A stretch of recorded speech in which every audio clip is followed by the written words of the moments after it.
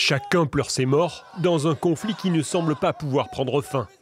En Cisjordanie, ces hommes enterrent un Palestinien arrêté dimanche par les Israéliens et dont le corps leur a été rendu. Les habitants de Jénine et ses environs subissent un raid intense depuis mercredi dernier qui a fait plusieurs dizaines de morts, uniquement des terroristes selon Israël. Les forces d'occupation continuent de nous assiéger. Elles nous ont coupé l'eau, l'électricité et Internet. Nous sommes prêts à vivre à la lueur des bougies.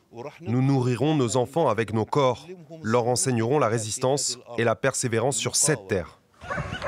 Sur ces images de l'armée israélienne, on peut voir des assauts terrestres menés la nuit. Le jour venu, ces bulldozers prennent le relais et détruisent les infrastructures, dans cette zone considérée comme une poche de résistance. Israël intensifie son action en Cisjordanie et maintient la pression sur la bande de Gaza. Des bombardements ont fait plusieurs morts à Jabalia et dans la ville de Gaza. Et ce, malgré l'accord d'Israël de limiter les raids, alors qu'une campagne de vaccination contre la poliomyélite est en cours. L'hôpital d'Al-Shifa, détruit par les bombardements, a lui été partiellement reconstruit. Nous voulons dire que peu importe ce que l'armée israélienne détruit, nous le reconstruirons. Peu importe les blessures causées par l'armée israélienne, nous les guérirons. Nous reconstruirons tout ce qui a été détruit et nous rendrons l'hôpital plus beau qu'avant. Mais le statu quo pourrait encore durer.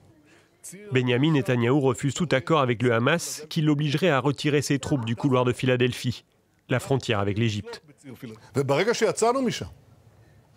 Dès que nous nous retirerons de là, il n'y aura plus de barrière contre la contrebande d'armes, de machines pour la fabrication d'armes et de machines pour creuser des tunnels.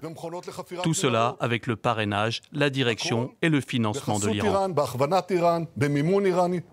Israël craint également que le Hamas n'exfiltre les otages vers l'Iran ou d'autres pays si son armée venait à se retirer.